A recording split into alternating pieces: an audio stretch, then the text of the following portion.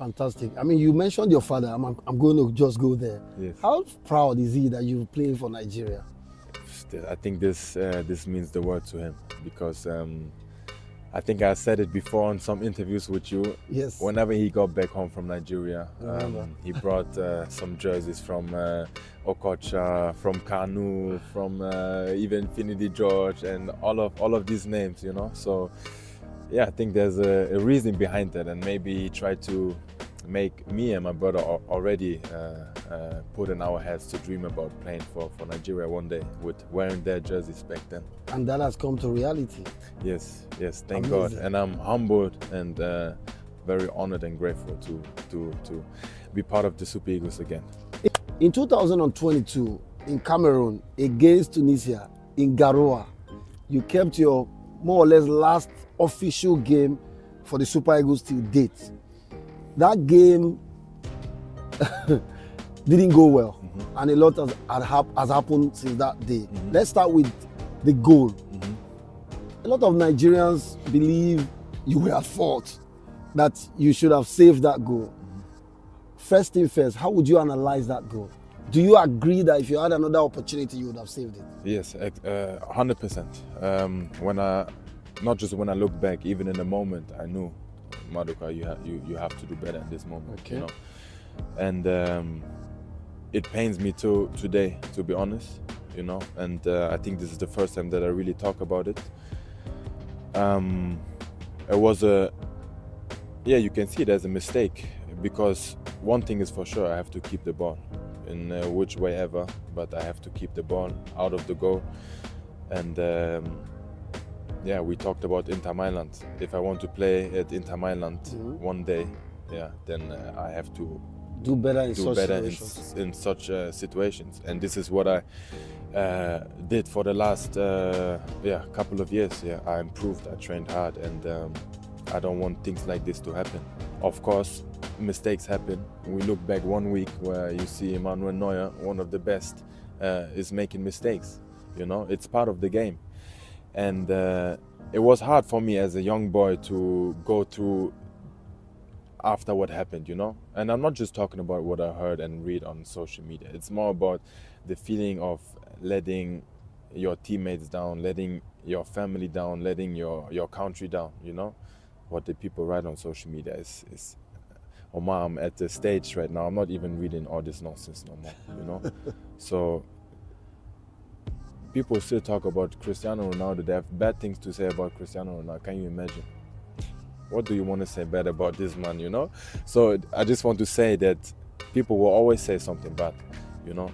So I know myself that I didn't do good in this situation, and I know myself that I let my teammates down in this situation. I know myself that I let my country down in this situation, and I'm still, to this day, I'm not happy about it and sad about this, and I wish I would do different, but it happened, and I learned from my mistakes, you know, and the most important thing was that I go on, you know, and here I am still, I think in an even better position than back then, and yes. Fantastic. I was about saying that you came under heavy criticism. Yes. A lot of persons, like I mentioned. How did that help you, or how did that challenge you to keep going? And like you said, you're in a better place now. Yeah. How did all of that kind of challenge you? Yeah, you said it right. Because it didn't help. Because I think this helps nobody, especially, as young players. You're kind of tempted to look at what people write about you, you know. So what I can give to these young players is to not just to just leave this out of your way, because this gets away focus, this takes away confidence, you know. So these people who are doing this is, I think they know what they cannot imagine what is doing, or how it affects somebody, you know. Thank God I learned, and I grow older, and you know, I can I know how to handle these situations now with just keeping them out of my life. But as I'm sitting here with you, I just also try to use the situation for young players maybe who are going through something like this to this is not part of the career, you know. Fantastic. This is not part of the career, because you can just shut that off you know, if you make a mistake, you know it yourself. I mean, you have to admit it to yourself. If not, then you will not grow, you know. And I admitted this mistake from the very first second. Fantastic. I mean, it's good that you said it clearly, that you admitted the mistake yourself. I maybe never talked about it. Yes, you know, first because time. I thank you for letting it out. Yeah, of course, Omar. You know, but yeah, I was fighting with this, with myself. You know, of course, I had my you know, I had people who supported me and told me, no, it's not a mistake. But I know they're saying this because just you know, to they encourage want me. you. Exactly, and I'm happy for having people, Yeah. for having people like this, you know. But I'm also happy for having people who are telling me, okay, it was a mistake, but life goes on, you know. And Yes. this is what my father told me right after. Don't worry, just go on, keep working harder, do better. Yeah, do better. Fantastic. You know. Yeah. Lucas Carrios, have you ever heard the name? Yes, of course. The goalkeeper of Liverpool, yeah. Champions League final, made Yes, some mistakes. yes. He went into depression. Yeah, yes. He had to seek the help of a therapy. This is what I'm saying. People don't know how effective this is, you know. And in the end of the day, we are all human beings on planet Earth, you know. So, but yeah, it's football, you know. So Yes. people, we are all, even me, we are all crazy for football. So I can Yes. understand that people are reacting on all these things, you know. Yes. But yeah, we should not forget humanity. Absolutely. Yes. I mean, but do you feel that those criticisms were a bit unfair? Because I feel that Neuer made, I'm sorry, a very schoolboy error against Real Madrid. If that was Madukaokoye, For Nigeria. oh my God. But Nigerians will excuse Neuer. They will even analyze it. They'll Yeah, say, but you know why? yes, You know why? yes, Neuer did so much for Bayern Munich. Neuer True. did so much for Germany. Germany. True. And I'm sitting here honestly. I didn't give the national team my best performances. Oh, wow. You know, and I'm praying for the day to Opportunity. get to this point to give Nigeria what I can give my club side. correct. You know, because this is what I'm striving. This is what I want. I want to. Sorry to say it, but I want to be the one who's carrying Nigeria to the World Cup. You know, to bringing Nigeria trophies. I know it's not easy. Huh? But you will be, But, bro. you know, by God's grace, you know. But this, I want to, but it's not like that. I walk on the pitch and say, okay, Maduka, today you're gonna be this person. It's not this. It's not that easy. But I'm praying that this day will come and that I can give the Nigerians, you know, all my qualities that I have. And I know that I didn't do it, you know. I tried, but I did not get to the point that I can say I made a top performance for Nigeria. Okay. I didn't. Yes. Being honest to myself, I did not. But I pray to God, and I will work hard that one day I can perform the best, that I can bring the best Madukaokoye on the pitch for Nigeria, for my Fantastic. country, for my fatherland. I like that mentality. I mean, this is the mentality of a champion, of a winner, because you accept yourself that you didn't do too well. And then you have also pushed yourself to a point where you are today. And to be very honest with you, your performance right now seems to have changed the mindset of a lot of Nigerians. Yeah. I don't know if you feel that. Yeah, I feel it. It's yeah, it's next to all, because even though I don't read the Yes, comments, yes. you can feel you can feel good or bad energy. You know? Yeah, it's true. And I can feel good energy again, also from the Nigerians, you know. And I'm very happy about this, and I'm very thankful. And even though back in these days, in the AFCON days, Yes. there were still people Yes. they were supporting and helping and loving me, you know, and I'm grateful for them. Yeah, like I said, I want to give Nigeria, you know, all my qualities, you know, but it's not easy because it's international football, and you maybe just have 1 or 2 games and then you go back to club side, you know. It's different when you're in your, for me, I'm talking personally, Yes, you know, yes. maybe for another players it's different, but for me it's, you know, sometimes you need your time, you know, you need games, week in, week out, and yeah. But I will get there 1000%, and yeah, I want to serve the country again. Fantastic. There's something that I want you to address. Sometimes when people post your pictures online, Yes. Nigerians make comments like "fine boy." Of course, you are handsome. It's natural. You see comments like "fine boy goalkeeper," Instagram goalkeeper. Do you feel that? Would you rather people describe you for your qualities as a goalkeeper than by your looks? Omar, can you imagine? Sometimes I would, I wish to not look like this, to just be a normal guy keeping in goal. Oh, Omar, you cannot imagine. It's easy to talk about somebody because I don't want to say if you are good looking because they're not, you know. But how can I say it right?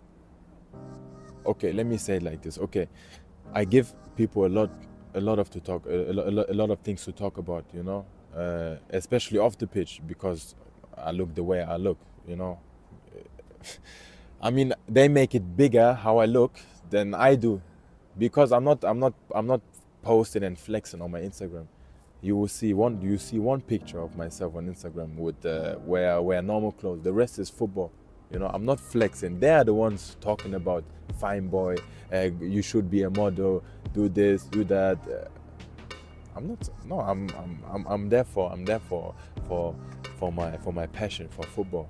You know, and I have nothing against people who flex on Instagram, but this is not me. And I don't know where they take this from to say all these things. Instagram goalkeeper, and you know, I don't know, because I'm not that active on my Instagram. I think I get like 5 pictures on my Instagram. True. I actually think you should be more active.